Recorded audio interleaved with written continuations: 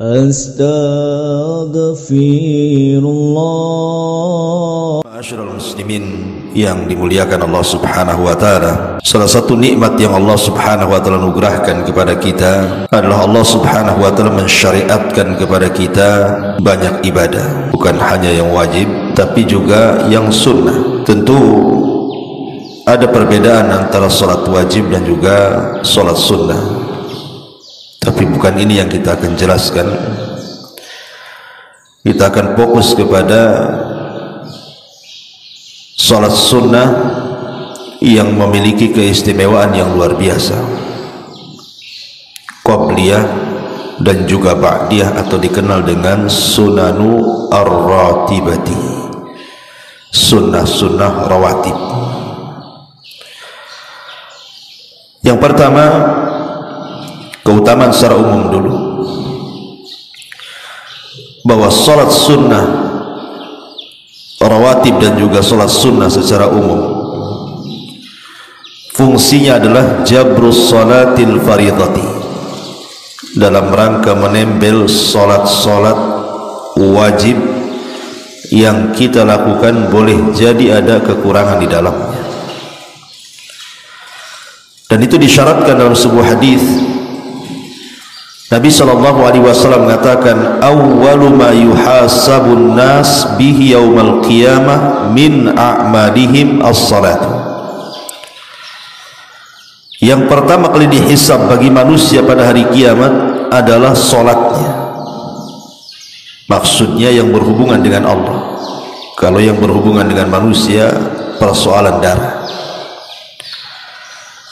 Yaqul Rabbuna Azza wa Jal, maka berfirman Rabb kita Azza wa Jal li malaikatihi, kepada para malaikatnya, wa huwa a'lam, sementara Allah sebenarnya sudah tahu. Unzuru fi salati abdi atammaha am naqasaha, lihat kepada salat hamba, apakah dia menyempurnakannya ataukah menguranginya. Fa in kanat tammatan kutibat lahu tammatan, kalau memang salatnya sempurna, catat dia secara sempurna. Wa in kana intaqasa minha syai'an, kalau memang dia ada kurang-kurangnya dalam salat wajib itu, entah kurang khusyuk, entah kurang tumaknina,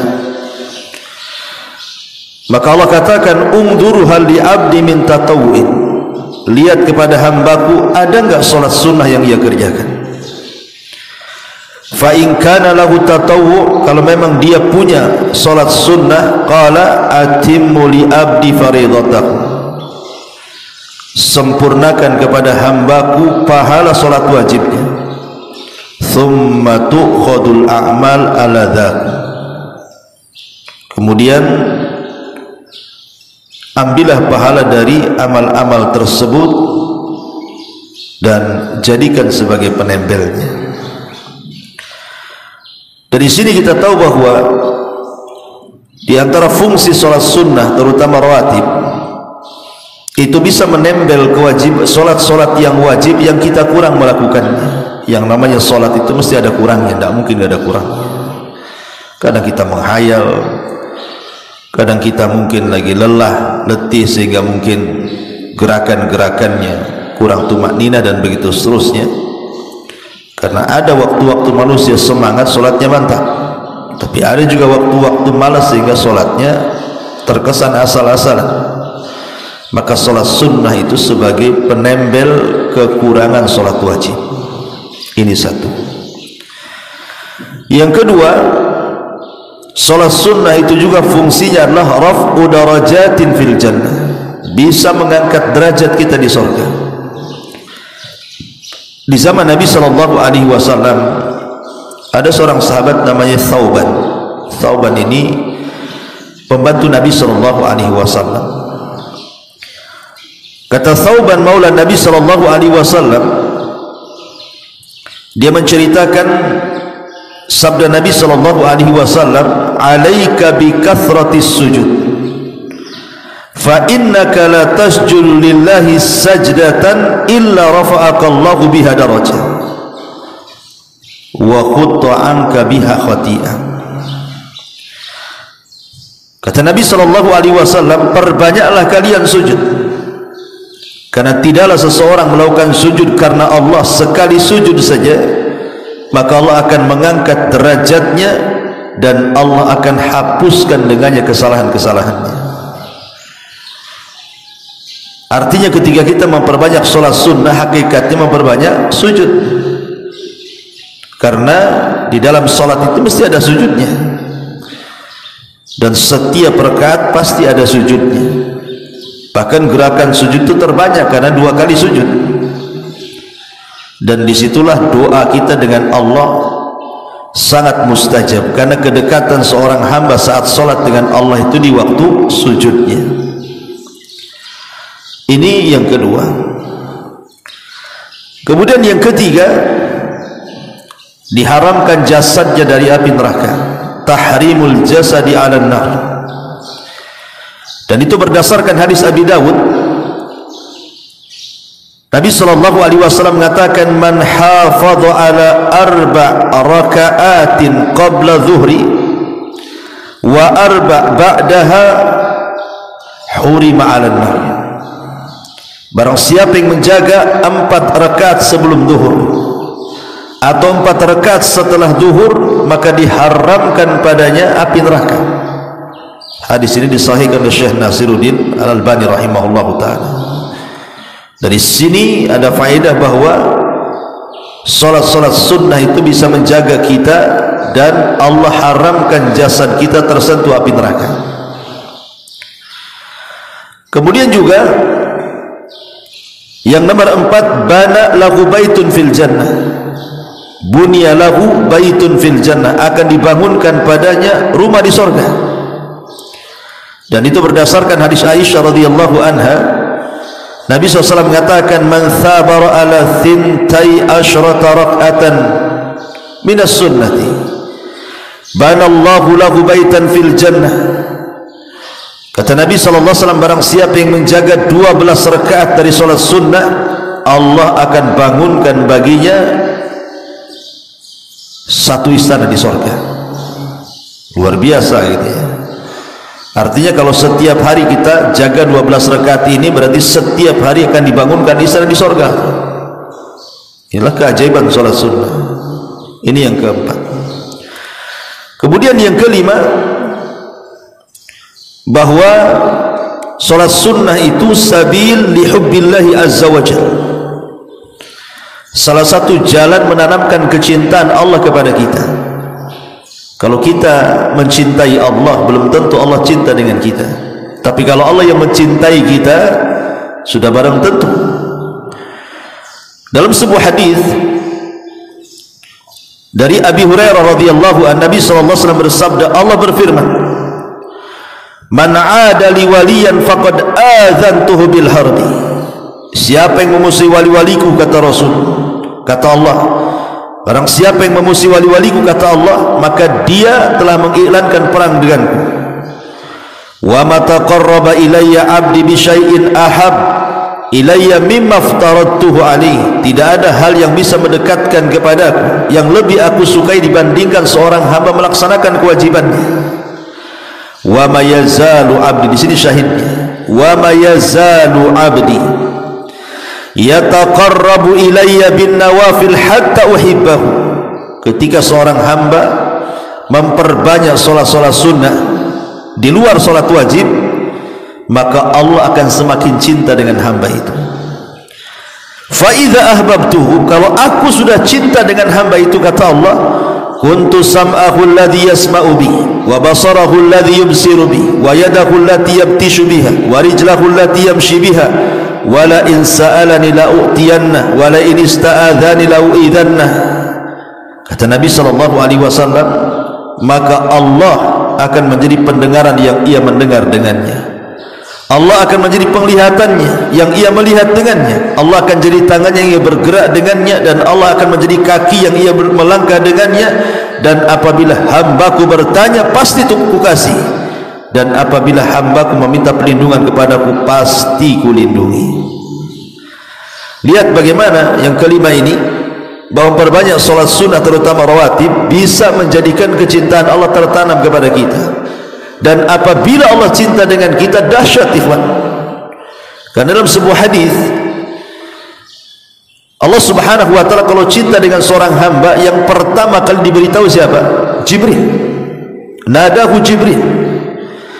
Kemudian Allah mengatakan, ya Jibril, inni uhibbu fulanan fa'ahibba. Jibril, aku suka dengan si fulan, kau harus cinta juga. Maka Jibril mengatakan kepada seluruh malaikat di langit dan di bumi, ya malaikat Allah, innallaha ahabba fulanan fa'ahibbuhu. Wahai malaikat-malaikat Allah, dimanapun kau berada, Allah suka dengan si fulan, kalian harus suka juga. Bayangkan Allah memaksa Jibril untuk suka kepada orang yang ia cintai. Jibril memaksa seluruh malaikat untuk ikut cinta lagi. Berarti kalau orang sudah dicintai Allah itu, malaikat dimanapun mereka berada dipastikan cinta dengan orang yang dicintai Allah. Dan kalau itu yang terjadi, Allah tanamkan kecintaan kepada seluruh makhluk bumi kepada orang ini. Ini yang kelima. Yang keenam, khairun minad dunya wa ma fiha. Bahwa salat sunnah itu lebih baik dibandingkan dunia dan isinya. Ketika Nabi SAW bicara soal salat 2 rakaat fajar, apa kata Rasul? Rakaatul fajri khairun minad dunya wa ma fiha. 2 rakaat fajar itu lebih baik daripada dunia dan isinya. Antum punya 1 hektar di Beliung saja dah senang, ya. Apalagi 1 dunia pula milik kita, sertifikatnya atas nama kita. Siapa yang tidak senang? Tapi 2 rakaat fajar lebih baik dibandingkan itu semua. Dan yang terakhir, bahwa salat sunnah adalah bentuk munajatullahi azza wa jalla. Kita sedang bermunajat, berdialog, berhadapan dengan Allah subhanahu wa ta'ala. Ada seorang anak kecil di zaman Rasul, namanya Rabi'ah ibn Ka'ab al-Asrami. Anak kecil, belum balik. Rabi'ah ibn Ka'ab al-Asrami ini suka menolong Rasul tengah malam. Jadi jarang tidur, dia tidur sebentar, karena khawatir Rasul bangun tengah malam butuh air wudhu, menyiapkan siwak, menyiapkan sendal gitu ya. Jadi anak ini tidurnya itu dekat-dekat dengan Nabi aja. Jadi satu hari Rasulullah SAW melihat anak ini baik karena selalu membantu Rasul, terutama di malam hari. Maka Rasul ingin membalas jasa Rabi'ah ibn Ka'ab al-Aslami ini.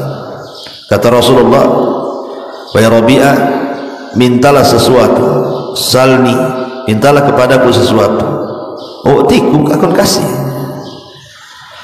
Tetapi Rabi'ah diam sampai dia mengatakan, as'aluka murafaqataka fil jannah. Aku hanya meminta kepadamu ya Rabb, jadikan aku temanmu di surga. Anak kecil ngomong begitu, kawan. Kalau anak kecil zaman sekarang kau minta apa? Samsung, gitu ya, iPhone, iPad. Tapi anak kecil di zaman itu minta surga pula. Tidak cukup minta surga, minta jadi teman Nabi pula di surga. Tapi Rasul tidak menolak. Tapi Rasul mensyaratkan, kalau begitu ya Rabi'ah, a'inni ala nafsika bi kathratis sujud. Kalau begitu, tolong bantu aku untuk supaya engkau mendapatkannya, perbanyak sujud, perbanyak sholat sunnah. Lihat bagaimana Nabi SAW menganjurkan kepada Rabi'ah ibn Ka'ab al-Aslami suruh banyak-banyak sholat, karena sholat adalah munajat. Permintaan apapun kita dengan Allah, kalau kita panjatkan saat sholat itu mustajab, terutama saat sujud. Tapi sekali lagi jangan dihususkan sujud. Kadang ada orang yang melambatkan sujud terakhir, sementara sujud awal-awal main cepat saja. Alasannya apa? Karena sujud terakhir itu untuk doa, tidak ada contohnya. Kalau mau lama semuanya lamakan. Mulai rakaat pertama ada sujudnya, lamakan di situ juga. Rakaat kedua juga sama. Tidak boleh mengkhususkan doa sujud itu di akhir sujud. Ya, jadi semua sujud kalau bisa kita doa di situ. Nggak masalah diulang-ulang. Rasul itu kalau minta sesuatu kepada Allah 3 kali dia mintanya, paling sedikit gitu ya.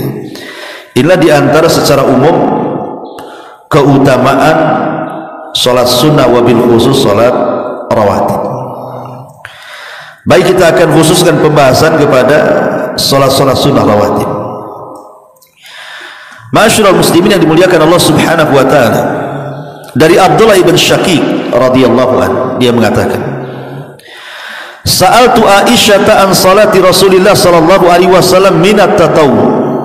Kata Abdullah ibn Syaqiq, aku bertanya kepada Aisyah tentang salatnya Rasul, dari salat sunnah yang dilakukan Rasul. Maka Aisyah radhiyallahu anha mengatakan, kana yusalli qabla dhuhri arba'an fi baiti. Dia kadang salat sebelum zuhur 4 rakaat di rumahku. Thumma yakhruju fayusalli bin nas, kemudian keluar, kemudian salat dengan manusia. Thumma yarji ila baiti, kemudian pulang lagi ke rumahku. Fayusalli rak'ataini, dia pun salat 2 rakaat. Wa kana yusalli bin nas al maghrib, kemudian dia salat bersama manusia salat maghrib. Thumma yarji, kemudian dia balik ila baiti, ke rumahku. Fayusalli rak'ataini, kemudian salat 2 rakaat. Wa kana yusalli bihimul isya, kemudian dia salat isya bersama manusia. Thumma yadkhul, kemudian masuk baiti, ke rumahku. Fayusalli rak'ataini, dia pun salat 2 rakaat. Wa kana yusalli minal laili 9 raka'atin fihinna witri. Kadang-kadang beliau salat malam 9 rakaat yang ada witirnya di situ. Wa kana yusalli lailan tawilan qa'iman, beliau salat malam berdiri dengan sangat lama. Kemudian fa idza qara wa huwa qa'im raka'a wa sajada wa huwa qa'im. Apabila dia membaca, dia berdiri, kemudian ruku, kemudian sujud, kemudian dia berdiri, sampai seterusnya, sampai kepada thumma yakhruju fayusalli bin nas salatal fajr. Wa kana idza tala al fajru shalla rak'ataini, kalau terbit fajar dia salat 2 rakaat. Kemudian keluar salat bersama manusia salat fajar. Dari sini kita tahu rawatib ini 4 rakaat sebelum zuhur, kemudian 2 rakaat setelah zuhur, kemudian 2 rakaat setelah maghrib, berarti sudah 8 ya. Kemudian 2 rakaat sebelum fajar, berarti 10. Dalam hadis Aisyah radhiyallahu anha 10. Kemudian juga dari Nafi, dari Abdullah bin Umar radhiyallahu anhu, anna Rasulullah sallallahu alaihi wasallam kana yusalli qabla dhuhri rak'atain. Kata Abdullah bin Umar, Rasul itu salat 2 rakaat sebelum zuhur. Kemudian wa ba'da rak'ataini, kemudian setelah 2 rakaat. Wa ba'dal maghrib rak'ataini, kemudian setelah maghrib 2 rakaat fi baiti, di rumahnya. Wa ba'da salatil isya rak'ataini, dan setelah isya juga 2 rakaat. Wa kana la yusalli ba'dal jum'ati hatta yansarifa fa yusalli rak'ataini. Kemudian dia pun salat setelah, tidak melakukan salat setelah Jumat sampai berpaling, kemudian dia salat 2 rakaat. Afwan, hadis Aisyah 12 ya, bukan 10. Saya ulangi, hadis Aisyah pertama 4 rakaat sebelum zuhur, 2 rakaat setelah zuhur, 2 rakaat setelah maghrib, 2 rakaat setelah isya, 2 rakaat setelah sebelum subuh. Itu 12 rakaat dalam hadis Aisyah ya. Dalam hadis Ibnu Umar ini dijelaskan 2 rakaat sebelum zuhur 2, 2 rakaat setelah zuhur 4, 2 rakaat setelah isya 6. Kemudian beliau di sholat Jumat tidak sholat di masjid, tetapi pulang kemudian sholat di rumah 2 rakaat. Kemudian juga hadis dari Aisyah yang lainnya, anna Nabi sallallahu alaihi wasallam kana la yada arba'an qabla dhuhri wa rak'atain qabla salatil ghada. Beliau tidak pernah meninggalkan 4 rakaat sebelum zuhur dan 2 rakaat sebelum subuh, arti alias 2 rakaat fajar. Ma'asyiral muslimin yang dimuliakan Allah Subhanahu wa taala, maka dari sini ada perselisihan para ulama tentang salat sunnah rawatib itu 10 rakaat atau 12 rakaat. Di mana letak perselisihannya? Di salat sunnah sebelum zuhur. Ada 2 rakaat, ada 4 rakaat, gitu maksudnya ya. Yang mengatakan sebelum zuhur 4 rakaat berarti jumlah rawatib 12 rakaat. Bagi yang berpendapat sebelum zuhur 2 rakaat berarti salat rawatib itu 10 rakaat, itu maksudnya. Ma'asyiral muslimin yang dimuliakan Allah Subhanahu wa taala. Tapi kalau kita lihat di sini, Nabi sallallahu alaihi wasallam kebanyakan melaksanakan sholat sunnah itu bukan di masjid, tetapi di rumahnya. Kenapa? Alasannya satu, hadis dari Zaid ibn Thabit, dia mengatakan Rasulullah SAW bersabda, sallu ayyuhan nas fi buyutikum fa inna afdala salatil mar'i fi baitihi illa salatal maktubah. Kata Rasul, salatlah kalian wahai manusia di rumah-rumah kalian, maksudnya salat sunnah, karena seutama-utama salatnya seseorang di rumahnya kecuali salat wajib di masjid. Dari sini menunjukkan bahwa hadis Zaid bin Thabit menunjukkan Rasul suka salat sunnah di rumah. Kemudian hadis Aisyah yang tadi kita baca juga, Rasul kalau salat wajib berjamaah, kalau salat sunnah pulang. Menunjukkan bahwa rumah itu lebih afdal dilakukan salat sunnah dibandingkan di masjid. Alasan yang kedua, likaunihi akhfa wa ab'ad minar riya wa aswan minal muhbitah, karena di rumah itu lebih ikhlas, lebih tersembunyi, lebih jauh daripada riya, sehingga menjauhkan seseorang dari hal-hal yang bisa membatalkan amalan. Kemudian yang ketiga, liyatabarrak al-baitu bidzalik, supaya rumahnya diberkahi, wa tanzilu fihi rahmatu wal malaikatu, supaya rahmat turun dan para malaikat juga turun, wa yanfiru minhu syaitan, dan supaya wa yanfiru minhu asyaitan, supaya setan lari dari rumah kita. Jadi sini liyatabarrak al-bait bidzalik, supaya rumah menjadi berkah, wa yanzila fihi rahmat wal malaikah, supaya rahmat dan malaikat turun, wa yanfira minhu syaitan, supaya setan lari. Itulah fungsinya kenapa salat sunnah itu di rumah. Karena Rasul mengatakan la taj'alu buyutakum al-maqabir, janganlah kalian jadikan kubur kalian seperti kuburan, rumah kalian seperti kuburan, karena kuburan sepi. Maka jangan kalian jadikan rumah kalian seperti sepinya kuburan. Lakukan ibadah-ibadah tadi. Dari sini menunjukkan inilah kemudian keutamaan sholat sunnah di rumah. Tetapi bukan berarti kalau sholat sunnah di masjid tidak boleh, tidak ada masalah. Karena terkadang orang itu kalau pulang ke rumah malas. Kalau itu yang menjadi pendorongnya, ya sebaiknya sholat sunnah di masjid lah. Karena kalau sudah pulang ke rumah itu kan sibuk dengan anak, sibuk dengan istri, sibuk dengan tamu, sibuk dengan macam-macam kan itu. Ma'asyiral muslimin yang dimuliakan Allah Azza wa Jalla. Adapun sholat-sholat sunnah yang lainnya ya banyak, seperti sholat sunnah duha, sholat sunnah witir, kemudian sholat sunnah selepas wudhu gitu ya, kemudian sholat nawafil seperti 2 rakaat sebelum maghrib, itu kan sholat sunnah nafilah namanya, bukan rawatib, bukan qabliyah, karena Rasulullah mengatakan apa? Liman sya'ah, bagi yang mau. Jadi khusus sholat sunnah sebelum maghrib, Rasul mengatakan di ujung hadis itu liman sya'ah, bagi yang mau melakukannya silahkan. Artinya kalaupun tidak melakukannya tidak ada masalah. Tetapi kalau kita melihat seagung-agungnya sholat sunnah malam hari adalah witir, tetapi seagung-agungnya sholat sunnah di siang hari duha. Jadi ada keagungan tersendiri gitu ya. Kalau duha sholat sunnah terbaik di siang hari, kalau witir sholat sunnah terbaik di malam hari. Dan witir boleh dilakukan setelah isya langsung ya. Tapi kalau seandainya dia mau menunggu sampai sepertiga malam lebih afdal kalau bisa bangun. Kalau tidak bisa bangun maka sebaiknya lakukan sebelum tidur gitu ya, setelah isya. Karena tidak semua kita bisa bangun di sepertiga malam. Ma'asyiral muslimin yang dimuliakan Allah Azza wa Jalla.